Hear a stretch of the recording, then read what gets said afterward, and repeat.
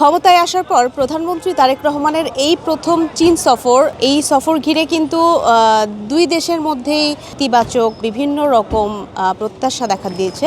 বিশেষ করে আজকে ওয়ার্ল্ড ইকোনমিক ফোরামে দানিয়ালে প্রধানমন্ত্রীর অংশগ্রহণ, সেখানে বিশ্ব নেতাদের সাথে বিশ্ব দরবারে বাংলাদেশের জলবায়ু কেন্দ্রিক যে সমস্ত সংকট এবং সমাধান রয়েছে সেই বিষয়গুলো কিন্তু প্রধানমন্ত্রী সার্বিকভাবে তুলে ধরেছেন এবং একই সাথে বৈশ্বিক উষ্ণতার যেই ঝুঁকিপূর্ণ দেশগুলো রয়েছে সেখানে বাংলাদেশ অন্যতম, সেখানে করণীয় কি এবং কি অভিজ্ঞতার মধ্য দিয়ে বাংলাদেশ যাচ্ছে সেটিও তিনি তুলে ধরেছেন। প্রধানমন্ত্রী শুরু থেকে কিন্তু আমরা দেখছি যে পরিবেশ বিষয়ে তিনি খুবই সচেতন, বিশেষ করে মাটির নিচে পানির স্তর নিচে নেমে যাওয়া সহ বনায়ন, খাল খনন, এই সমস্ত কিছুই কিন্তু প্রশংসিত হয়েছে চীনে।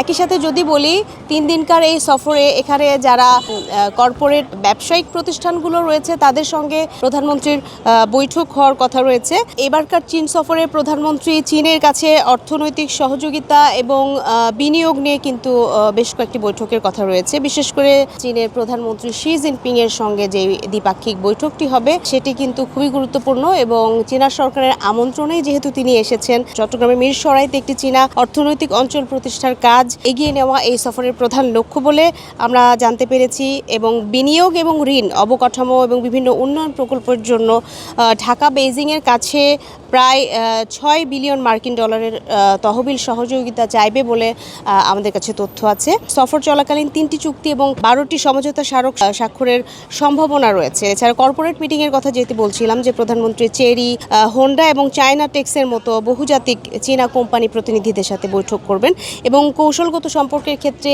রোহিঙ্গা ইস্যু নিয়েও কিন্তু এখানে আলাপ হওয়ার কথা রয়েছে দ্বিপাক্ষিক বৈঠকে।